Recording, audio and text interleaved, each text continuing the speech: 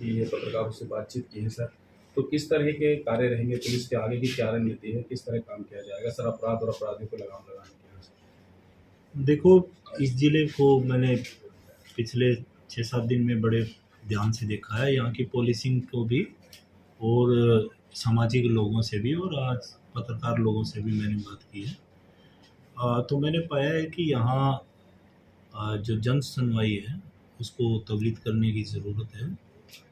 जो भी लोग अपनी कोई भी किसी प्रकार का कष्ट लेके आता है, तो हम उसको तुरंत प्रभाव से उस पे क्या सही एक्शन हो सकता है, उसके बारे में मैं खुद ले रहा हूँ और मेरे अधीन जितने भी एसएचओज़ और डीएसपीज़ हैं और चौकी इंचार्जेज़ हैं, उनको भी तुरंत प्रभाव से लोग भटके ना, ये इंश्योर हम करना चाह रहे हैं और उनकी जो सही बात है, उनको सही सुने और समय पर उनको कारित करें और उसका निष्पादन करें। सर मेवात में नशा और ओएलएक्स को जो पेट्रोलबाजी सर ये मामला है, तो इस पे किस तरह की लगाम लगाएंगे? हाँ, बिल्कुल। ये हमारे एजेंडे पर मैंने देखा है कि यहाँ साइबर क्राइम के अलावा बहुत जल्द जो शायद पिछले कुछ सालों में नशे का प्रकोप बढ़ा है और ये हमारे एजेंडे में दोनों ही चीज़ें रहेगी। इसके अलावा जो महिला विरुद्ध अपराध है, उसको भी हम सीरियसली टैकल करेंगे और जहाँ तक साइबर क्राइम का जो मामला है, कुछ एरिया विशेष में ही वो बहुत ज़्यादा प्रिवलेंट है, तो हम तमाम वो चीज़ें करेंगे और साइबर अवेयरनेस भी लेके आएंगे लोगों के बीच कि कैसे इस प्रकार के अपराध होने से बचें और अगर कोई अपराध में शामिल है तो वो हमें जन सहयोग करें और उन इस प्रकार के लोगों को पकड़वाने में पुलिस की मदद करें।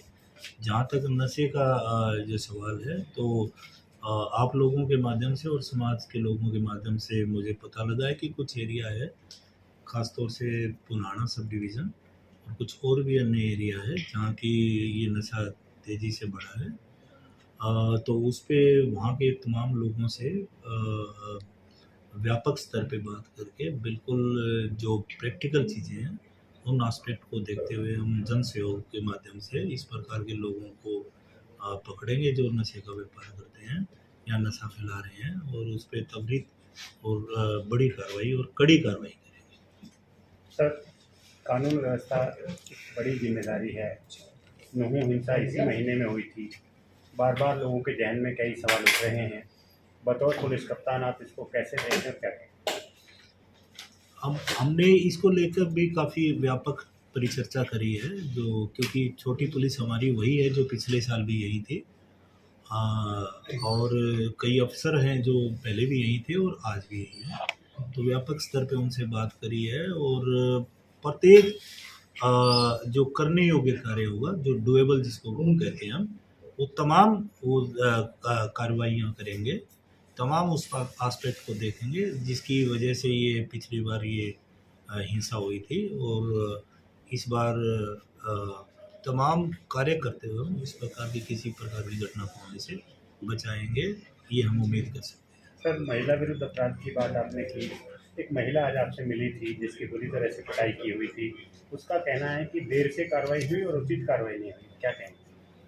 उसमें मैंने डायरेक्ट किया है कंसर्न्ड एसओ को, जो उनका डीएसपी है, कि वो मुझे रिपोर्ट सौंपेंगे और जो बात सामने आएगी उस पे जो माकूल कार्रवाई हुई वो करें। सर, क्या प्राथमिकता आपकी होगी? नूह जिले का आपने जिम्मेवारी संभाली है, बखूबी आप इस जिले को समझते हैं। क्या प्राथमिकताएं आपकी होगी? लोगों की जन सुनवाई तेज़ी से हो, जो लंबित मामले हैं उनका निपटारा हो, किसी प्रकार का करप्शन ना हो, लोग यहाँ आए और अपनी जो मन की बात है, जो सही बात है वो यहाँ रखें और उनका निष्पादन हमारे हर स्तर पे त्वरित तरीके से हो। इसके अलावा जितने भी क्राइम है यहाँ पे, साइबर क्राइम हो या फिर ख़ास तौर से नशे का जैसे आपने बताया, जिक्र किया, और जितने मार पिटाई के मामले हैं उसमें भी चाहेंगे कि हम त्वरित कार्रवाई हो जाए ताकि वो कोई बड़ा स्वरूप ना ले सके। सर, गौ रक्षा और गौ तस्करी दो बड़े मुद्दे रहे हैं और कई बार विवाद इसको लेकर हुआ है। उस पर लगाम लगाने के लिए किस तरह की रणनीति? हाँ, मैंने देखा है और पीछे के आंकड़े भी हम देखें तो इस बात का ज़रूर पुष्टि रहती है कि इस प्रकार के यहाँ अपराध कारित होते रहे हैं। तो हमारे पास 2 स्पेशलाइज्ड यूनिट है, जो एनटीसीएस काउ स्लॉटर सेल है, जो एक फिरोजपुर ज़ेका है और हिन्नू में है। ज़रूरत पड़ी तो हम हो सकता है पुनाने के लिए भी इस प्रकार का एक स्टाफ तैयार करें, पर इस प्रकार की जो गतिविधि में है उस पे भी लगाम लगाएंगे, पर वो भी जनता की सेवा। सर इससे रिलेटेड एक क्वेश्चन है इसी से, यहाँ slaughter house, number of slaughter house तेजी से बढ़ रहे हैं, राइट? पहले ही इनिशियली ये सेंटिमेंट्स यहाँ ऑलरेडी है, तो क्या प्रशासन जब इनको एनओसीज दे रही है या कि ये सारे लीगल हैं या कुछ इलीगल? उसके बारे में पर्टिकुलरली मैंने अभी देखा नहीं है। अगर ऐसी कोई बात है तो मैं उसको चेक करूँगा, और उसमें भी अगर किसी तरीके से इन चीज़ों पे काबू पाया जाएगा तो उसमें हर तरीके से सफल प्रयास करेंगे। सर फिरोजपुर ज़ेका की अगर हम बात करें, इलीगल माइनिंग और ओवरलोड, ये दो बड़े मुद्दे वहाँ पर रहे हैं। कुछ लोग अभी भी अवैध उगाई कर रहे हैं, उन पर लगाम लगाने के लिए क्या रणनीति?